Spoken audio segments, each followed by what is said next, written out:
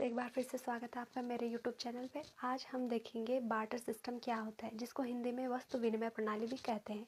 सबसे पहले हम इसकी परिभाषा देखेंगे, फिर इसके उदाहरण से हम समझेंगे कि बार्टर सिस्टम एक प्राचीन व्यापार प्रणाली है जिसमें वस्तुओं और सेवाओं का सीधा आदान प्रदान किया जाता था बिना किसी पैसे के। अब हम एग्जाम्पल लेते हैं। मान लो एक इंसान है, वो अनाज की खेती करता है और दूसरा इंसान है, वो कपड़े का बिजनेस करता है।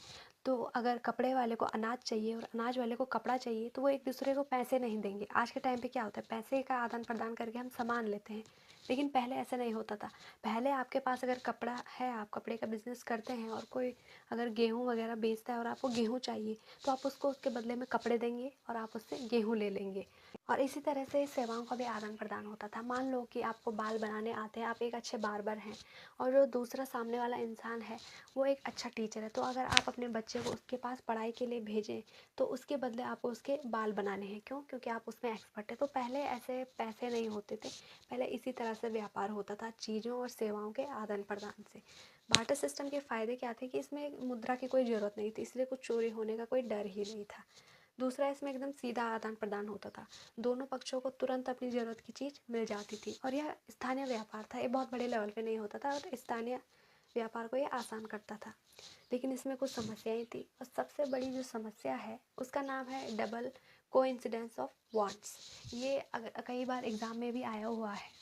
ये काफ़ी इम्पोर्टेंट इसकी समस्या है जो कि एग्ज़ाम में अक्सर पूछी जाती है। तो डबल कोइंसिडेंस ऑफ वांट्स, इसका क्या मतलब होता है। मान लो आपकी कपड़े की दुकान है, आपको अनाज चाहिए और एक अनाज वाला उसको कपड़े चाहिए। ठीक है, तब तो आप एक दूसरे से आसानी से लेन देन कर सकते हैं। बट अगर आपके पास कपड़े हैं और आपको जूते चाहिए और जिस इंसान को कपड़े चाहिए उसके पास जूते नहीं है, उसके पास अनाज है, तो इसमें तो आपकी इच्छाएं एकदम विरोधाभासी है ना, एक जैसी नहीं है। तो ये सबसे बड़ी प्रॉब्लम है इसकी। और दूसरी समस्या है मूल्य निर्धारण। वस्तुओं का मूल्य तय करना बहुत मुश्किल होता था। और तीसरी समस्या है भंडारण की समस्या। अब सभी वस्तुएं लंबे समय तक सुरक्षित नहीं रह सकती हैं। मान लो कोई प्याज या फिर टमाटर का बिजनेस करता है, उसका किसान है, तो अगर उसको एकदम वस्तु विनिमय करने के लिए कोई इंसान नहीं मिला तो उसका सामान उसके घर में पड़ा रहेगा, वो कितने ही टाइम चलेगा तो वो खराब हो सकता है। तो इसमें क्या है, भंडारण की समस्या थी। और अब हम बात करेंगे आधुनिक युग में बार्टर सिस्टम। क्या आधुनिक युग में बार्टर सिस्टम है?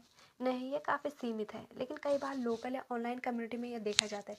जैसे मान लो कोई पुराना फ़ोन देकर आप एक नई चीज़ खरीद सकते हैं, तो यह बहुत ही कम होता है क्योंकि आप क्या है, आप पैसे हैं। ये बार्टर सिस्टम पहले हुआ करता था। तो अगर अब हम इस वीडियो का निष्कर्ष निकालें तो हमें यह देखने को मिलेगा कि जो बार्टर सिस्टम था उसने व्यापार की नींव तो रख दी, लेकिन इसकी कुछ सीमाओं के कारण मुद्रा का आविष्कार हुआ। क्योंकि कहा जाता है ना, आवश्यकता ही आविष्कार की जननी है। तो जिस तरह से हमें आवश्यकता हुई मुद्रा की, तो फिर मुद्रा का आविष्कार हुआ। तो ये पूरी वीडियो थी बार्टर सिस्टम के बारे में।